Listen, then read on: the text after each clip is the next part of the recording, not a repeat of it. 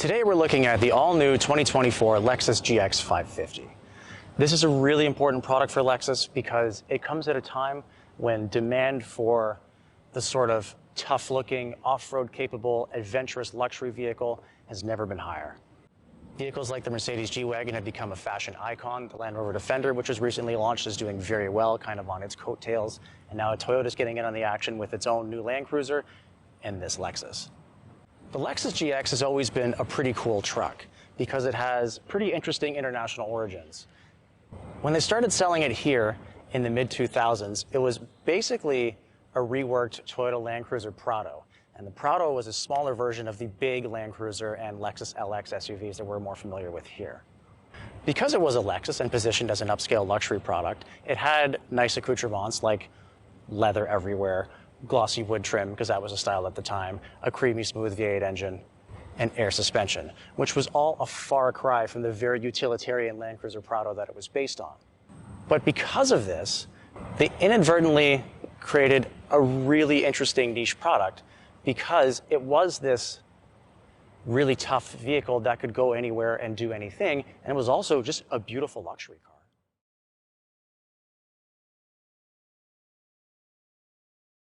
And because of this interesting blend of capability and luxury in a more palatable mid-size package than the big Land Cruiser, the GX quickly developed a cult following, both from truck nerds who appreciated its off-road prowess and its origins, and from people who just liked it because it was a nice SUV that drove well and was reliable and felt like it could handle anything.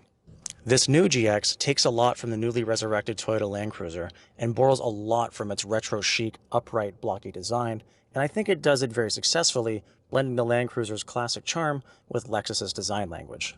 This new GX 550 also takes a platform from the Land Cruiser, sharing the same Tinga F platform as the new Tacoma as well as the upcoming 4Runner. Unlike all of those, though, this GX 550 takes a page from the old GX's playbook and has a powertrain lifted out of the much bigger Toyota Tundra truck.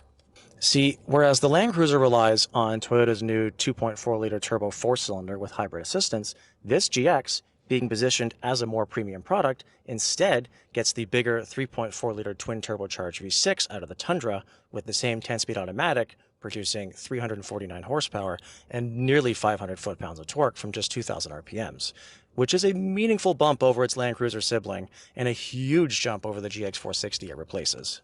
Another huge jump is in this cabin space, where in pretty typical Lexus fashion, they've done a great job differentiating it from the Land Cruiser, making it feel meaningfully different with a totally different design of the dashboard, center console, and door cards, and much more upscale material choices. I think it all looks very nice in here. They've done a good job making it look elegant in a typical Lexus fashion while acknowledging its new, more brutish aesthetic with some of these tastefully squared off design elements. I think it's a very good marriage of Lexus luxury and classic Toyota utility. I personally really like how they've gone about integrating the infotainment system into this nicely laid out frame, and I especially enjoy the fact that the gauge cluster is still a traditional separate gauge cluster and that they haven't fallen for the trap of doing the one ultra-wide panel, and I think this looks a lot better for that. Otherwise, this cabin is a nice place to spend time. It's bright, it's airy, visibility is great, it's pretty well laid out, there's a decent amount of room, there's lots of cargo space. There's an optional third row that this vehicle doesn't have, which doesn't look like it would have a lot of room anyway, but instead you have a very healthy amount of cargo space behind the second row, and there's a good amount of storage in the door cards and the center console, and this model has the cool box in the center, which compromises some storage space, but it might be a nice novelty for some. The infotainment system is housed on a 14-inch screen and works very well. It has standard wireless Android Auto and Apple CarPlay, and it's the same thing we've seen in other high-end Toyota and Lexus products, which is a good thing. I like the central volume knob and I appreciate the physical temperature controls, and I really like the Mark Levinson sound system in here because it's terrific. But let's go see what this thing is like to drive.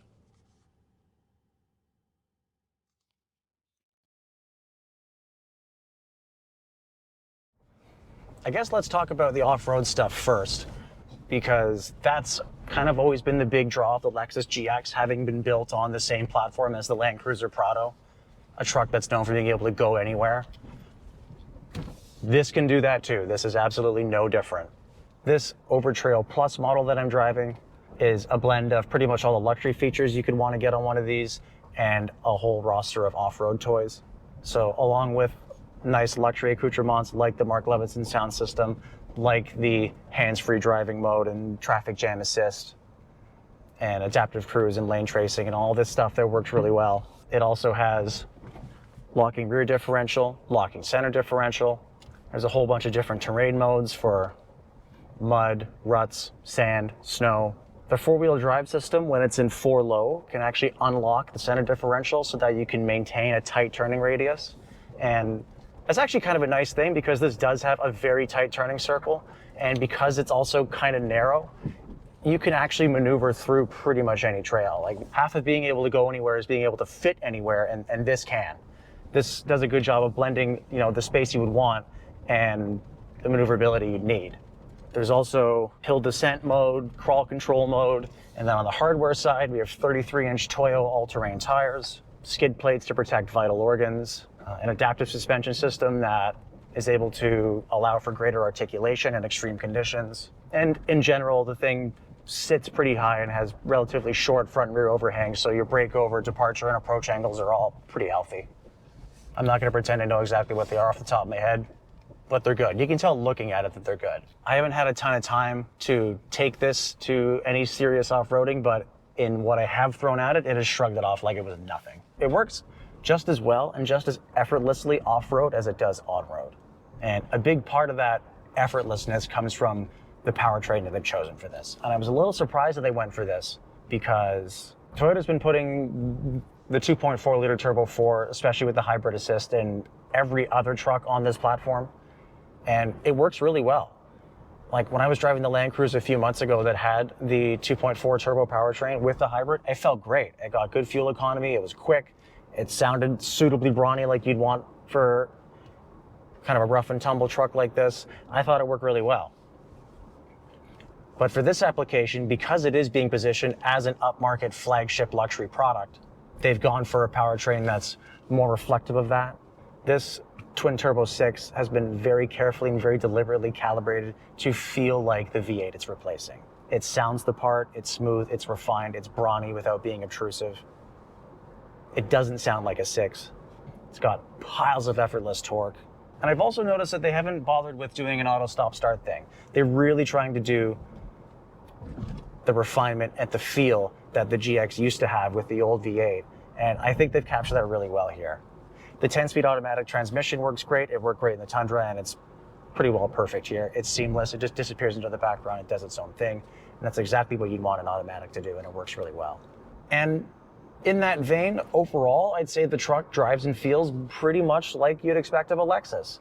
And I say pretty much because it's not as slick, as surreally smooth as we've seen in other Lexus SUVs, specifically because this is a real truck.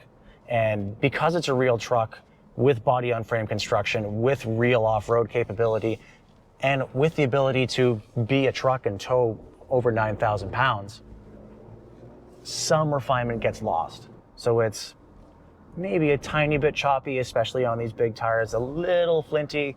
It's got like a couple shimmies and shudders here and there. Secondary vibrations aren't perfectly controlled, but it's quiet, it's well buttoned down, it's very hushed, it's well insulated from wind and road noise. And even though it feels like a truck, I think that truckishness comes through the right amount. Someone who's buying this is buying it because they like this upright, retro chic, tough aesthetic. And they're probably looking for that retro chic, tough kind of feel, and this delivers that. It feels substantial. It feels like you would want a indestructible Toyota truck to feel, while also doing a good job of being a 6-figure luxury product. This is a $100,000 truck. And I think it does a good job of bridging the expectations of a $100,000 Lexus and a off-road ready Toyota. And that's always been the calling card of the Lexus GX, that ability to be a gorgeous luxury product that drives incredibly well and has all the amenities you could want, and also be a legitimate, tough truck that can be used and abused. And because of Toyota's reputation for build quality, you can pretty reasonably expect to keep doing it over and over again for years. And because of the way Lexus does things, it'll do it all pretty effortlessly. Overall, there's not a lot to complain about here.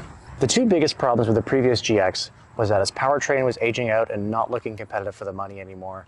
And the fact that, and this might just be a me thing, but I thought it was really ugly and awkward looking. And this truck fixes the hell out of both of those problems. It's hot, it looks amazing, and I do not normally say that about SUVs. I love what they've done here. I really like how they've captured the rugged chic aesthetic that's super hot right now, while being able to maintain a very distinctly Lexus modern design that doesn't lean too hard on retro design elements like literally everyone else in this segment does, arguably including Toyota's own Land Cruiser. I like that this is fresh and different.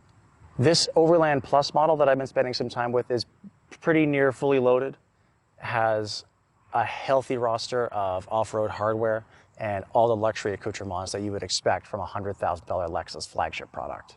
Granted, that's not cheap, and it also puts it right smack in line with the six-cylinder Land Rover Defender.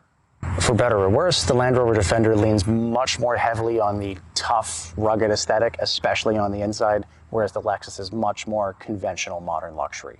And to put that in perspective, yeah, 100 grand is a lot, but there's only about a $10,000 delta between this truck right behind me and the fully loaded Land Cruiser I drove earlier this year. And for that 10 grand, you get a completely new, much nicer interior, a completely different powertrain that I think I prefer a lot. It's maybe a little harder on gas at about 13, 14 liters per 100, but it feels, well, it feels stronger. It is stronger, but it feels much more natural and effortless. And you get this new Lexus face on the same very handsome brick shape that the Land Cruiser has. I think compared to what else you can get for that kind of money these days, this is a pretty compelling value, and you don't have to get the full fat one like this too. They start at much less. This has been one of my favorite SUVs that I've been able to spend time with this year, and I think that if you're in the market for any one of the above, a luxury product, a utility truck, an off-road vehicle, just a fashion icon, this has been one of my favorite SUVs that I've had the privilege of spending time with this year. I think if you're in the market for a luxury vehicle, a utility vehicle, a truck, an off-roader, whatever have it, if you're looking for something that can do it all and look great doing it, you definitely need to be checking one of these out because it's terrific. For doubleclutch.ca, I'm Nathan Leipzig. Thanks for watching.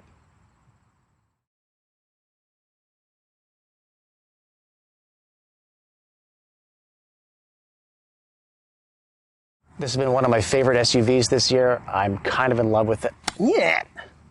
This Overland Plus trim is pretty much fully loaded. This Overland Plus trim is pretty much fully loaded. This Overland Plus trim is Overland Plus model that I'm spending some time with is, and to kind of put that in perspective, yeah, 100 grand's a lot, but we're gonna let that train go by.